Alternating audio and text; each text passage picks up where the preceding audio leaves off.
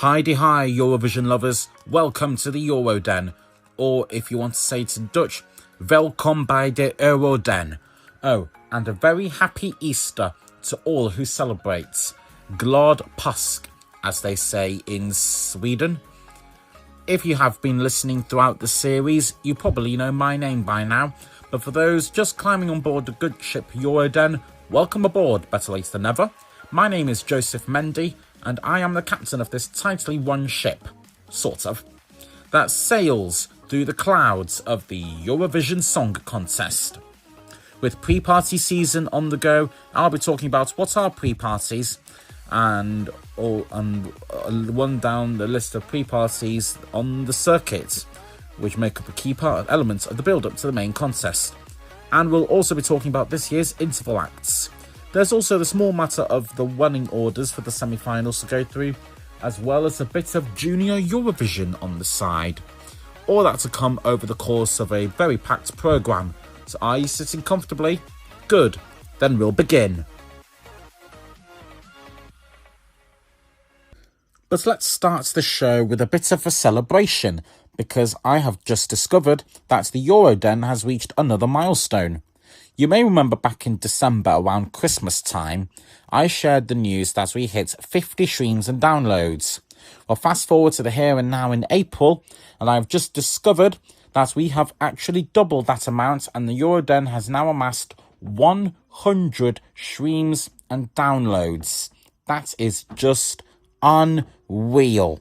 And I just want to say a very big thank you to those of you who take the time out of your day to listen to this podcast. Whether it's be during your daily commute to work or school, doing chores, or even as something to wind down to before going to bed, the fact that you all listen to the Euroden podcast makes all the writing, editing, publishing, all that hard graft, it makes it worthwhile. So once again, thank you. With that out of the way, let's get into the nitty-gritty right now, and let's begin with some major news that broke out at the start of the week. And it concerns the United Kingdom. There's more to do with the broadcasting team rather than the participants. Every country that competes in Eurovision, minus Malta, has their own national commentator or commentators, who provide the respective viewers information about the contest, artists, songs, and other tidbits in the TV and radio broadcast of Eurovision. If anything, their job is to speak while the actual hosts are speaking during the broadcast. A large majority of countries have the same commentator or same set of commentators for all three live shows. But there are a few countries that have different commentators for the semi-finals and the final. The UK, with British broadcaster the BBC, is one such example of this. For the UK's Eurovision coverage, we have chat show host and host of the UK version of Wheel of Fortune, Graham Norton, as the commentator for the grand final, whilst the commentators for the semi-finals are TV radio presenter Scott Mills and former X Factor star Celebrity Big Brother winner turned TV personality Wylan Clark, better known simply as Wylan. But not anymore. That's because on Monday it was confirmed that Scott Mills, who had been doing semi-finals commentary since 2011, which more I'll explain in a second, has been sacked by the Beeb due to allegations over his personal conduct. The broadcaster has put out a statement saying that while we do not comment on matters relating to individuals, we can confirm Scott Mills is no longer contracted to work with the BBC. So Mills is gone. He's no longer involved with any part of the BBC operations, which includes his role as presenter of BBC Radio 2's Breakfast Show, and in the context of Eurovision, his role as a semi-finals co-commentator, a role that he has been fulfilling since 2011. So who will take his place as commentator for 2026? Well, it is being widely reported that Sarah Cox is the likely candidate to join Wylan in commentary booth. She has previously been a commentator for the semi-finals twice before, in 2012 in Baku, and in 2021 doing remote commentary from BBC's base in London due to COVID. That was for the Rotterdam edition when she was called in to replace Wylan, who didn't do 2021 due to illness. I hasten to add that the Beeb have not confirmed the official lineup of commentators for their coverage yet, though let's be real, neither Wylan or Graham Norton will be stepping down from their roles anytime soon. So if anything, it's just the one change of Sarah Cox replacing Scott Mills as commentator. We should get an announcement or confirmation of that in due course. There has also been some changes at ORF in Austria too. First, Director General Roland Wiebmann resigned in early March. This is due to an allegation of sexual harassment made against him by an ORF employee back in 2022, which he denied. Radio Director Ingrid Thurnher replaced him on an interim basis. Now, it's also a new Austrian head of delegation, with Katharina Rusek stepping up to the role. She has worked for ORF since 2006, when she started working in the press office, before making her way into a role at ORF2. Since 2024, she has worked in ORF Television Entertainment and is responsible for society, talk shows and factual entertainment. She takes over from outgoing head of delegation Stefan Zechner, who held the role for most of the past decade. His last swan song was, of course, overseeing another Austrian win, with JJ winning in Basel, in what turned out to be his final Eurovision in the role. We wish all the best to Katharina in her new role. Moving right along, the Eurovision Song Contest is the biggest live music competition in the world and the OG of the Eurovision brand. But there have been a number of Eurovision spin-offs over the years. First, it was Eurovision Young Musicians, a classical music competition which was started in 1982. Then you had Eurovision Young Dancers for non-professional dancers, starting life in 1985. Next, it was the Junior Eurovision Song Contest, beginning in 2003, that you already know, because we covered it in this podcast. Followed by the Eurovision Dance Contest in 2007. Think of it as Eurovision's answer to Strictly Come Dancing. And then Eurovision Choir of the Year in 2017. And the latest spin-off that came about was the American Song Contest in 2022. Though based on the format of Eurovision, it was more of an adaptation of the contest. However, of all the events in the Eurovision family, only 3 of them are still very much ongoing to this day. The Eurovision Song Contest, Eurovision Young Musicians, and the Junior Eurovision Song Contest. Young Dancers ended in 2017. Eurovision Dance Contest and Eurovision Choir both only lasted 2 editions each, and the American Song Contest only managed 1 season. Now, a new spin-off rises from the surface as the Eurovision Song Contest branches out beyond borders to set up base in Asia. Yes, the EBU have announced on Tuesday the birth of their latest Eurovision event, Eurovision Song Contest Asia, or for short, Eurovision Asia. This has been something that has been brewing in the pipeline for a super long time, nearly 2 decades in fact. In the mid-2000s, or mid-noughties if you want to get serious about this, the EBU were looking at expanding the Eurovision Song Contest to other continents around the world, including Asia. An Asian version was formally announced in September 2008 called Our Sound, the Asia Pacific Song Contest, and was set to launch in November the following year, 2009. 15 countries would have participated, but the contest was delayed from November 2009 to March 2010. Then, participating countries went from 15 to 13, before the contest was delayed again to November of that same year. Then it was delayed again before in 2011 and was cancelled and never ever took place. Then in March 2016, the EBU and Aussie broadcaster SBS in Australia signed a deal to try again with the Asian version of the contest, meaning it could have seen its start live in Australia and was provisionally slated to start between the 30th of November and the 7th of December 2019, with 16 countries participating. In 2021, though, SBS announced that they would no longer proceed plans for Eurovision Asia due to time zones, language barriers, and all sorts of issues, and the contest was cancelled again.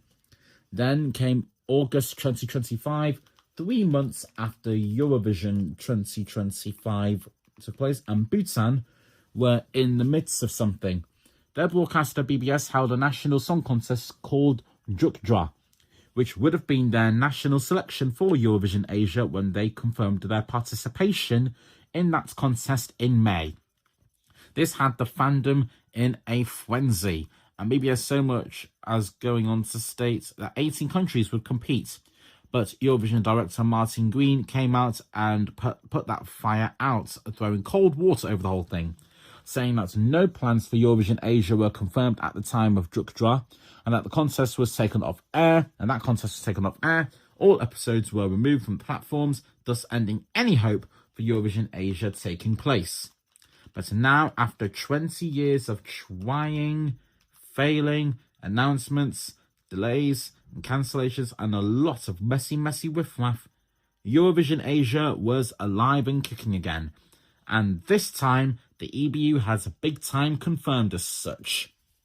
The show will be organised by the EBU, of course, in collaboration with Voxvation, the company that is responsible for the global licensing of the Eurovision format, and S20 Productions, a Thailand-based live entertainment and music production company. Here are a couple of statements from the EBU's Eurovision director, Martin Green, and CEO of and co-founder of Voxvation, Peter Settman. Starting with Martin Green. As we mark the 70th anniversary of the Eurovision Song Contest, it feels especially meaningful to open this next chapter with Asia, a region rich in culture, creativity, and talent. This is about evolving Eurovision together with Asia, building something that reflects the voices, identities, and ambitions of the region, while staying true to what has already made the contest special. Eurovision Song Contest Asia will be shaped by the artists, broadcasters, and audiences who make their own, continuing our shared journey of being united by music. Now, the statements from Peter. From day one, our ambition has been to build the Eurovision Song Contest Asia together with the region's best creative talent, creating a show that truly reflects Asia's identity and creative energy. Together with S20 Productions, or S2O Productions, we are shaping a show where artists and fans connect across borders in new ways, through participation, community, and deeper engagement beyond the stage, with Zoop helping bring that fan experience to life. I grew up watching Eurovision, singing in front of the TV, dancing to the winners at the disco, and now seeing my own kids just as excited, predicting the outcome. To bring this incredible show to a new continent is something very special. Now, you might have heard me mention a word called Zoop. That's because Zoop, which is a new social media app where creators can earn based on the engagements their posts receive, will be the official digital and fan engagement partner for the contest. As well as confirmation of Eurovision Asia, we also learned that Thailand will have the honour of being the contest's first ever host country, with the live final taking place in the Thai capital, Bangkok. The date for the diary is Saturday, the 14th of November. We already know that at the very least 10 countries will be taking part in Bangkok this autumn. Here is that list: Bangladesh, Bhutan, Cambodia, Laos, Malaysia, Nepal, the Philippines, South Korea, Thailand, and Vietnam. However, that is only a provisional list right now, because there are likely to be more countries joining that list before autumn comes around. So think of Japan and India or Indonesia. We might be seeing those 3 countries be added to the list sooner or later. Maybe China, at People's Republic of China at a push, but I'm not sure. But I'll be surprised if you don't see the likes of Japan and India and Indonesia make their way onto that roster. Now, the format for Eurovision Asia will be identical to the main Eurovision contest. Maximum song length of 3 minutes, and not a second more. Lead vocals must be totally live. The backing vocals can be pre-recorded on a backing track. And no more than 6 people on stage. So those who were hoping to see BTS represent South Korea at Eurovision Asia are, very sadly, out of luck. Sorry about that. Just like with Junior Eurovision, more on that later, Eurovision Asia will be a one-night bonanza. No semi-finals here, though they might wear their heads in Asia if and when the contest grows in the number of participating countries and in terms of the popularity. Also, the winning country in Eurovision Asia does not automatically host the events the following year. Another similarity to JSC, but here there is no first refusal for Asia, and the host country for next year will be decided by a bidding process. Unlike ESC and JESC, where the broadcasters from participating countries are all public service broadcasters, the broadcasters competing in Eurovision Asia, on behalf of their countries, of course, are a blend of public service and private commercial broadcasters across Asia, making this a commercial effort kind of thing. Oh, and for the international folks among us who want to watch Eurovision Asia, it'll be broadcast on the Eurovision Song Contest YouTube channel as well, just like with the adult main European contests. Obviously, this is coming in the year of Eurovision's 70th anniversary, but the anniversary celebrations haven't been smooth sailing so far, with 5 countries withdrawing from Eurovision 2026 due to Israel, and then the live tour that was meant to run this summer, that got canned. Hopefully they'll have better luck with Eurovision Asia, and I'm intrigued to see how it all comes together, from national finals all the way to the ultimate night in Bangkok, Thailand, on Saturday the 14th of November.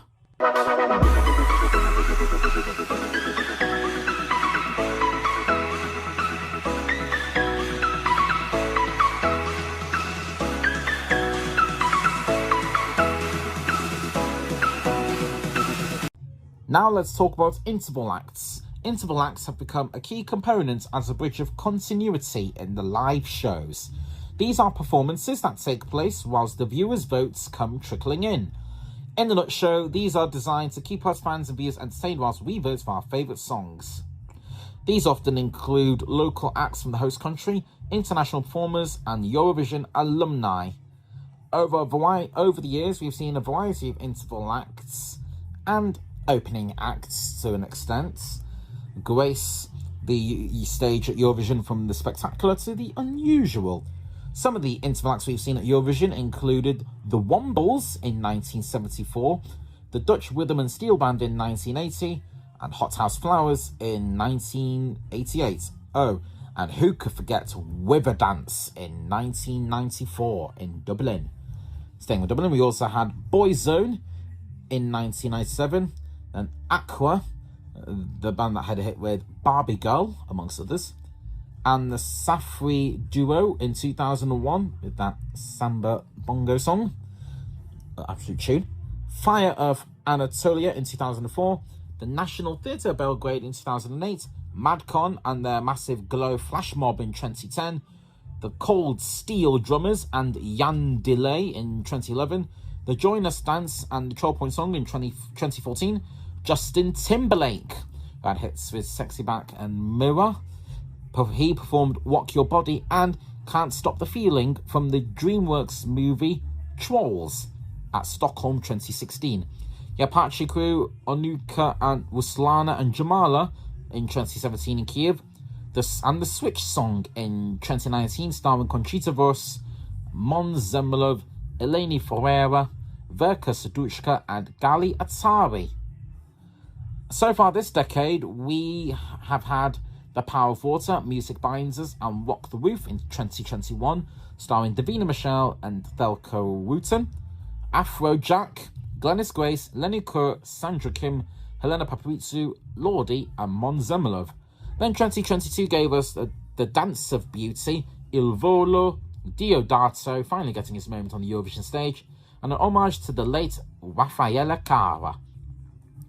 2023 saw 10 Eurovision legends perform as part of the Liverpool Songbook, which includes Sonia, Cornelia Jacobs, and Duncan Lawrence. We also had Rita Ora, hits with I Will Never Let You Down, Poison, and Praising You, some of the songs that she performed during the medley. Alyosha and Rebecca Ferguson, and Maria Yaremchuk, Otoy, and Zlata Zionka in a Music Unites Generations act. Oh, we also had a trio of Eurovision, a trio of drag queens with performing as part of the act, Be Who You Want to Be. 2024 is when we had the big Eurovision sing-along with Sertab Erener, Helena Paparizou, and Charlotte Perrelli. Johnny Logan, Benjamin Ingrosso, Carola, Conchita Wurst, Loreen, Jerez, and Alcazar also performed that year, as did Eleni Ferreira, Chanel, and Eric Saade. And where was I? Oh yeah, last year we had 4 acts from 2024 covering Celine Dion's 1988 winning song Le Pate Pas Sans Moi. 4 acts from the class of 2020 performing their songs from that year. Although, weirdly enough, the same for the 4 acts that were part of that performance were the acts that got to compete again in 2021, rather than the acts that were meant to represent in 2020 but never got a second chance because the contest got cancelled and they never got picked. And we also had the Swiss legacy of Eurovision, including Luca Hani in John's Tears and Nemo, and of course Baby Lasagna and Karia with Eurodab. But it's not just the presenters, even the hosts have been involved with interval and opening acts in the past, not least Pietro Miede.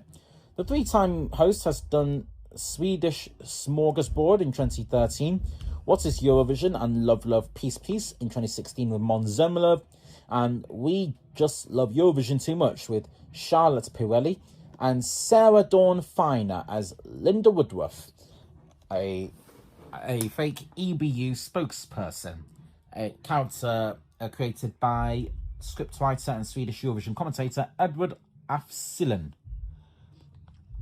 And she's not the only host to have been involved. She also had a wall in the interval act made in Switzerland with Sandra Studer and Hazel Brugger last year, 2025. I mentioned Boyzone earlier in 1997. One of the members of that group was Ronan Keating, who hosted that year's contest alongside Carrie Crowley in Dublin. A Little Story of Music was performed by Annalie Pebo and Marco Matvere in 2002. Then Renars Corpus, part of the band Brainstorm, and Marie N performed in 2003. Renars was the lead singer of Brainstorm, that were Latvia's first ever representatives in 2000, and Marie N won the whole thing 2 years later. Both were the hosts of 2003. Laura Pausini and Mika were also kept busy in 2022, because not only were they hosting, but they also performed in the interval act, both in the semi-final 2 and in the final. Lara did a medley of 5 songs as the opening act in the final, and Mika also did a medley of his new single at the time, Yo-Yo, along with some of his greatest hits. Of course, there was Alessandro Catalan doing a bit of Invent Dancing as the opening act for semi-final 2. Mind you, I didn't cover absolutely every interval and opening act, but that's just some of the acts from years gone by. But what about the interval and opening acts for this year's contest in Vienna?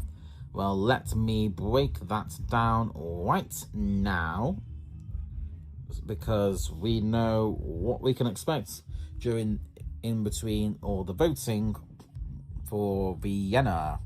Let me see that list. It should launch up any second now. Here we are. Let's start with the semi-finals. On Tuesday, the 12th of May, the first semi-final will open with a journey through time, demonstrating that the 7-decade history of the Eurovision Song Contest represents 70 years of love, a film that portrays the life of a couple set against the backdrop of the world's biggest live music show. And the 70-member choir will then launch the first semi-final with a tribute to L'amour est bleu, one of the most popular Eurovision hits of all time. The song was performed when the city of Vienna first hosted the contest in 1967. While the votes are coming in, the interval act Kangaroo we'll see our hosts, Victoria Swarovski and Michael Ostrowski. Yes, the hosts are getting involved in the interval act as well. They'll finally settle how to easily distinguish Austria from Australia via a light-hearted musical performance. Mainly because people get confused between Austria and Australia. Probably in pronunciation, if anything. They will then be joined by the milkshake man Gojo, who represented Australia last year. In fact, Victoria and Michael are going to be kept on their toes during the Eurovision week because they'll be performing again at the start of semi-final 2 on Thursday the 14th of May. This time, they'll be doing a performance of Wasted Love, the song that JJ won the whole thing with in Basel last year. However, according to the description of this, not everything goes to plan. Looks like this one's going to be prone with errors.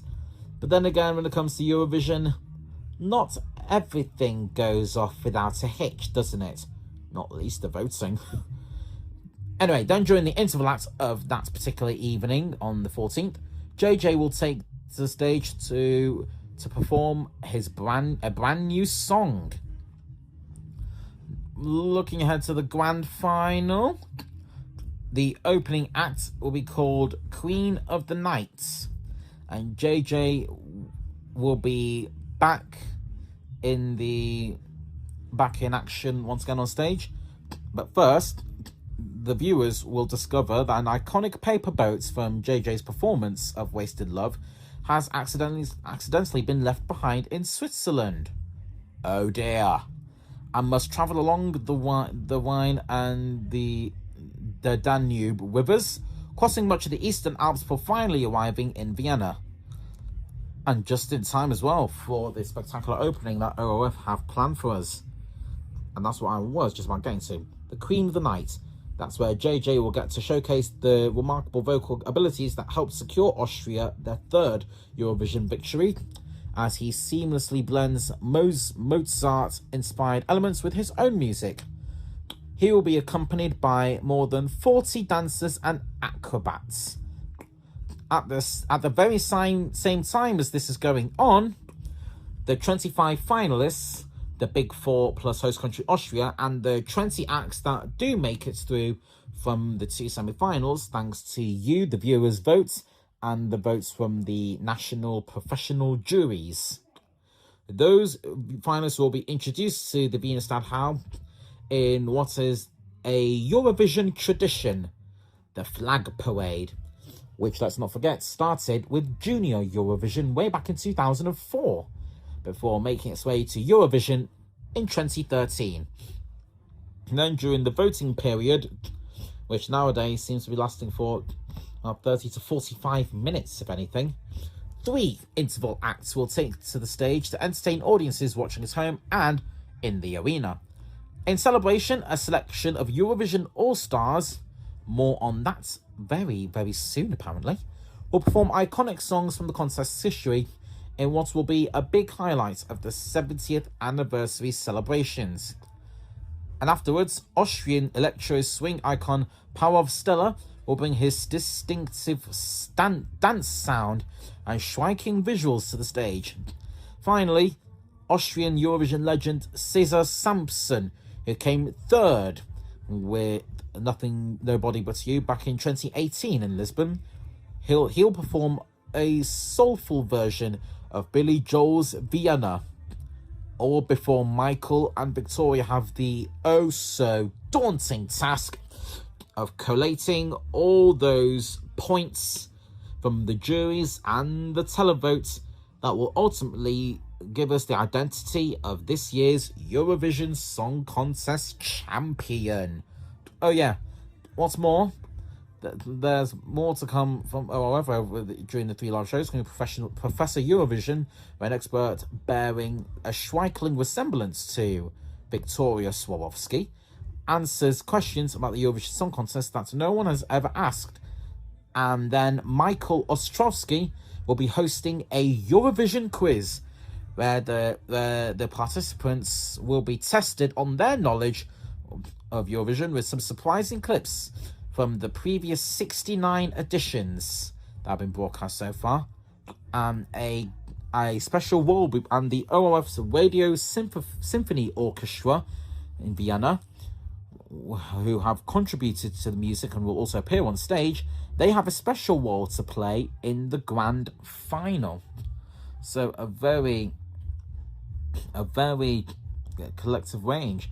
And Ingrid Thurnher, the interim ORF Director General who replaced Roland Riebermann, as I mentioned earlier, said at a media briefing, and I quote, "I am very pleased that preparations for the Eurovision Song Contest are fully on schedule as we approach the move into the Wiener Stadthalle, and that we are now able to present our show elements.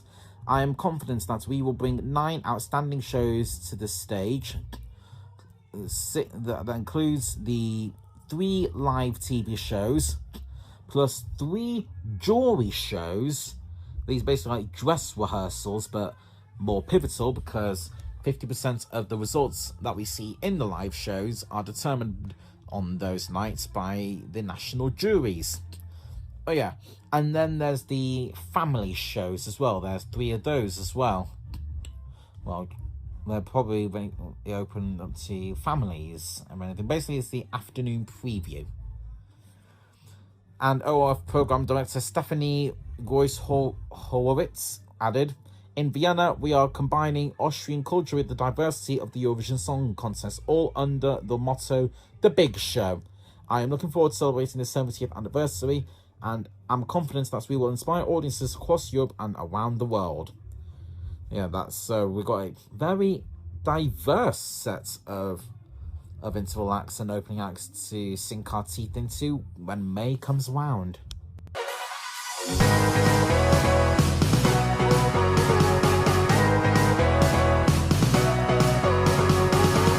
With national final season long gone, we are now in the midst of pre-party season.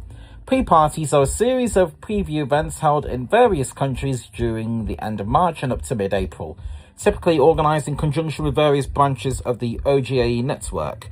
OGAE is an international organisation of Eurovision fan clubs, for those not in the know. These pre-parties don't really have any bearings on the results of the contest in May, far from it, but it's more to do with giving fans and locals a chance to see their national representatives perform their songs live prior to the main contest.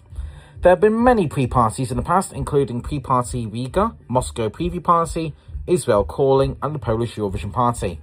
But the main pre-parties that many people talk about are Eurovision in Concert in Amsterdam, London Eurovision Party in London, Pre-Party ES in Madrid, España, and the Barcelona Eurovision Party. But with Spain not taking part this year due to Israel's participation, Pre-Party ES and Barcelona Eurovision Party are not being held this year. But there are still some pre-parties still to come.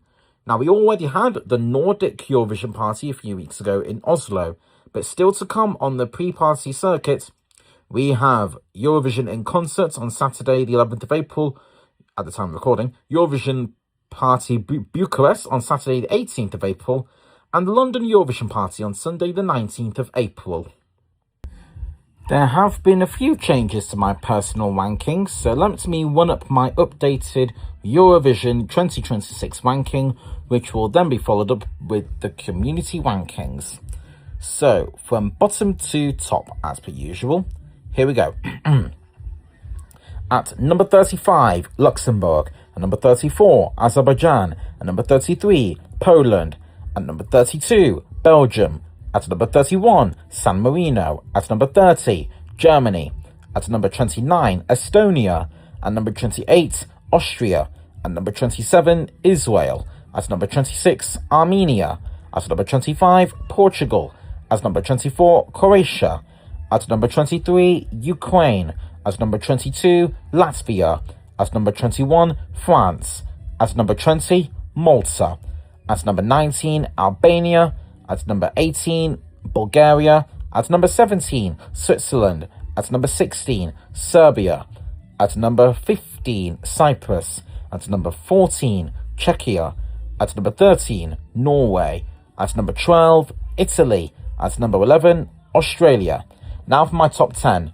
10th place, my 1 point, Montenegro. At number 9, 2 points, Lithuania. At number 8, 3 points, United Kingdom. At number 7, 4 points, Romania. At number 6, 5 points, Denmark. At number 5, 6 points, Sweden. At number 4, 7 points, Moldova. At number 3, bronze medal, 8 points, Finland. At number 2, silver medal, and 10 points, Georgia. And number 1, my gold medal and 12 points go to Greece. So, what's changed? Well, let's have a look. Azerbaijan, Luxembourg still stay where they are, as are Poland and Belgium.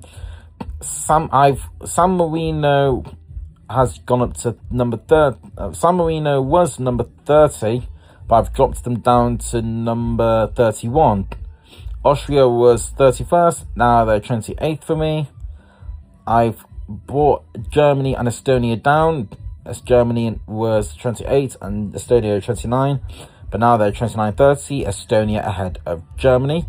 Israel stuck at 27th. Portugal and Armenia swapped. Ukraine and Croatia was swapped. Then France went from 20 to 21st. Latvia stayed where they are. Malta's now at number 20 for me. Albania stayed where they are. Switzerland jumped from 18 to 17. Bulgaria 17 to 18th. Then Serbia was 16th and stayed 16th. Cyprus stayed where they are. Czechia 14th, staying with Norway, staying put.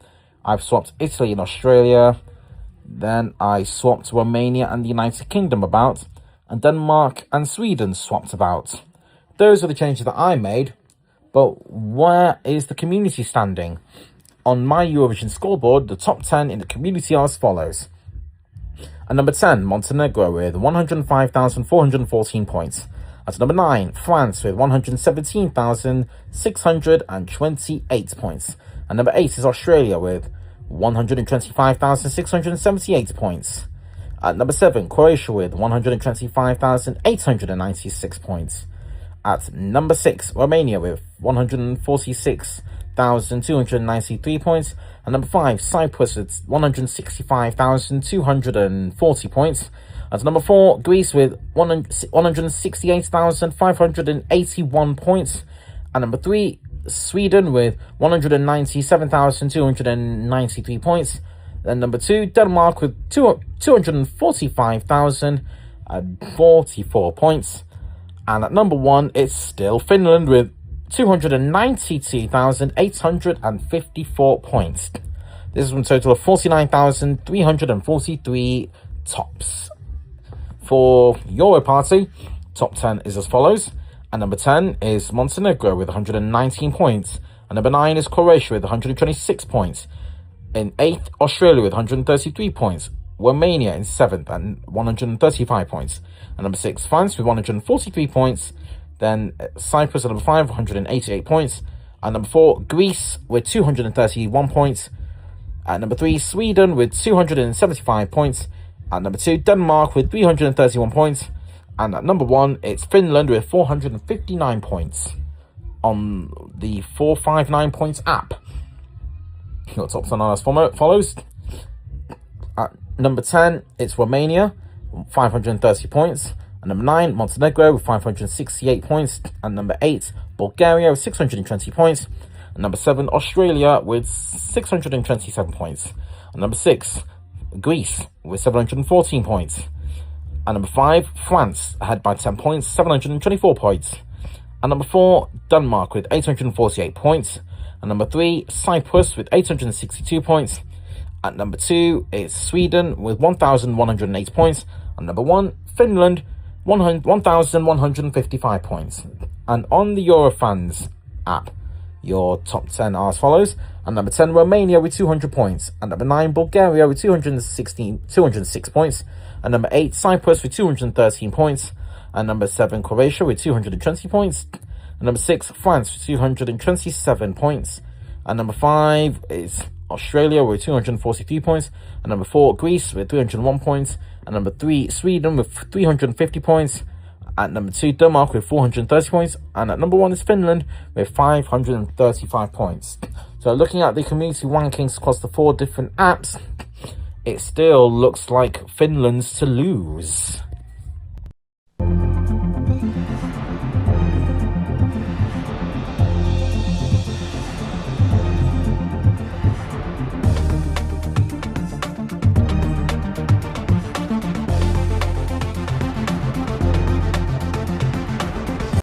We've talked about the birth of Eurovision Asia, and we talked about Eurovision interval acts and pre-parties.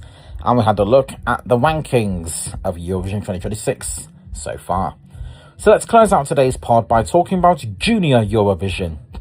And considering that Eurovision Asia is taking place Saturday 14th of November, it seems all the more likely that Junior Eurovision will once again be held in December. Although we'll get more information about what's happening with that particular contest, and of course who will be taking part and who will be hosting in due course, probably at some point just before Eurovision 2026 gets underway on Tuesday the 12th of May. We still have 7 countries still confirming their intention to participate. There's been Georgia, Ireland, Netherlands, North Macedonia, Poland, Portugal, and San Marino. Did you know that in the whole time that JSC existed, only once have the entirety of the Eurovision Big Five group, France, Germany, Italy, Spain, and the United Kingdom, have all taken part at the same time? 2023. And that's going to stay that way because, as we saw in the last 2 years, both the UK and Germany have withdrawn from the contest, whereas France, Italy, and Spain continue taking part. The UK withdrew after 2023, thus not taking part in 2024. Probably not helped by the contest moving from Sunday afternoon back to Saturday night, thus clashing with Strictly Come Dancing, which is one of the BBC's most popular shows. And then Germany withdrew after 2024, thus not taking part last year, probably due to the responsibility of German participation in Eurovision changing from NDR to SWR after Eurovision 2025. And that children's broadcaster Kika withdrew, mainly because it doesn't have it's been competing in conjunction with NDR and in the case of 2020 ZDF. It was a joint venture with German national broadcasters ARD with NDR and ZDF and children's channel Kika. ZDF did 2020 and NDR did so between 2021 and 2024. But after the responsibility changed from NDR to SWR, Kika, who probably wasn't be able to do Junior Eurovision on its own due with the lack of resources available, withdrew from 2025. And unfortunately, it's a permanent sabbatical because Germany will not be returning to the contest in 2026. But not only that, they won't be taking part in Junior Eurovision again for the foreseeable future. What's more, they won't even broadcast the event in either. So there'll be no participation or broadcasting of Junior Eurovision for Germany for the foreseeable future. This was confirmed by Kika in a statement to ESC Compact, stating, and I quote, "Following a comprehensive internal consultation process, we have decided to discontinue our participation in the Junior Eurovision Song Contest. This decision is the result of structured discussions between the editorial team, program managers, and the responsible body, the Kika Programme Commission, which carefully evaluated participation over the last few months. We thank all the young artists, their families, and our national and international partners for their trusting and inspiring collaboration. Supporting young talent remains a central concern for us, which we will continue to pursue with great dedication. We wish the competition all the best for the future and many more special musical moments." Germany have competed in Junior Eurovision 4 times, making their debut in the COVID-hit 2020 contest. They competed again with Susan with the song Schwanger with You, coming in last place out of 12 countries, with 66 points. They competed again in 2021 with Pauline with Imaginus in 2021, scoring 17th place with 61 points.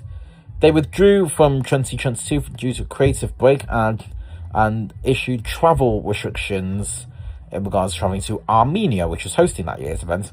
They came back for Nice 2023 with Fia with Urnavorta, coming home in 9th place, with that being their best ever result, with 107 points.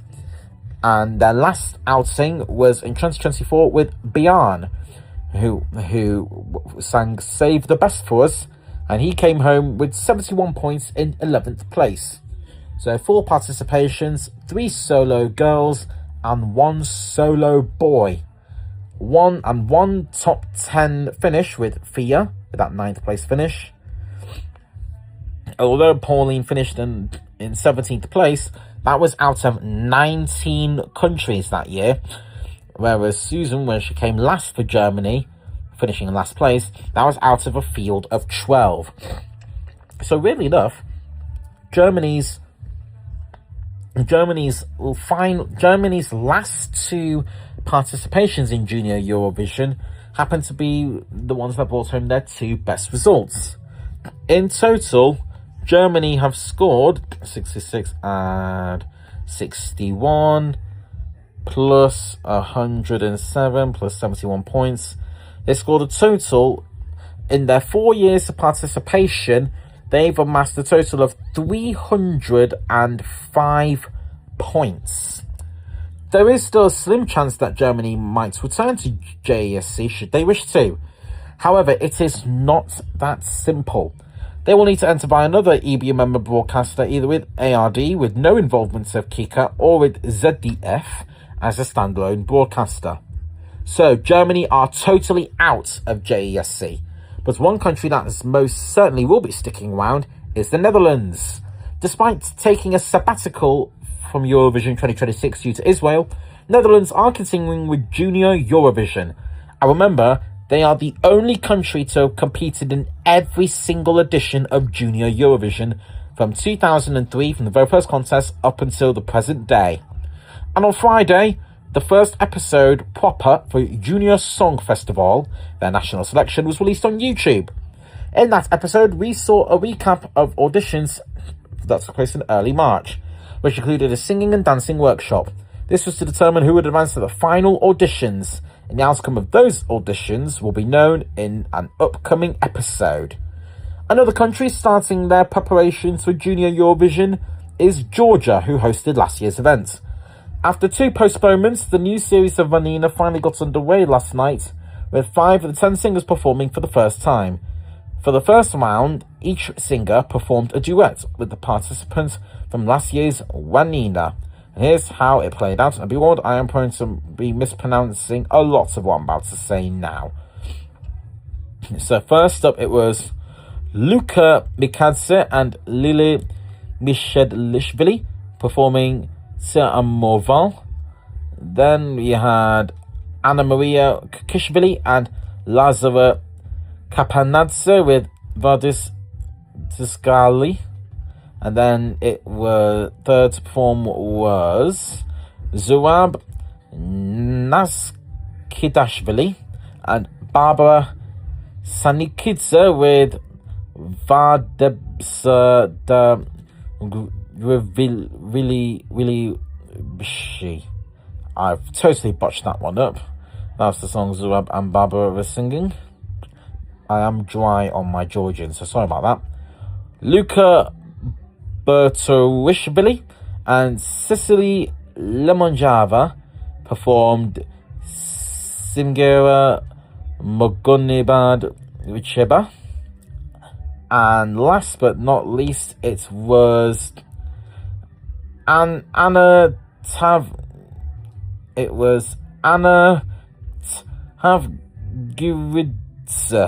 and Dmitry Mysuradze with Simgira Aris Chemi Sizmari. Apologies to any Georgian listeners for my horribly bad pronunciations. But anyway, all 5 singers scored the maximum of 120 points.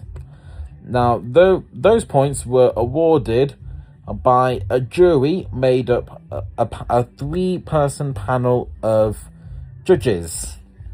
Those judges consisted of two regular judges, Dato Evgenidze and Nato Metonidze, and a rotating guest juror for each round. For the first round, we had the guest juror was Sofo Kalvashi, who was Georgia's first ever participant in the Eurovision Song Contest back in 2007 with Visionary Dream. And it's the judging panel that decides all the results for all the shows, including the final. There's no public votes here in Wanina. It's all jury votes. Hence why it was all pre-recorded beforehand. That was the first half of these singers. The other 5 singers will perform their duets next Saturday. And that's the pattern that will follow for the first phase of Wanina. 5 singers per show for the first 4 rounds, each with a different theme. And then the top 5 after that will go through to semi-finals. Top 3 goes to the final. The winner represents Georgia. 3 different contests bulged into one show. A lot of content and info packed in there. If you have made it this far, thank you so much for listening and being a part of the Eurovision Drive. If you enjoyed what you heard, feel free to leave a review in the comments as well as a rating wherever you're listening. Plus, we have an Instagram page at Euroden_pod for some extra material. Right, we are well and truly out of time for this particular episode, but there's more to come between now and the all-important Eurovision week in May. I'll be seeing you again rather soon, but for now, I'm off to enjoy a chocolate egg or 2, so I shall love you and leave you now. Enjoy the rest of your Easter weekend, and as they say in Spain, adios. Bye for now.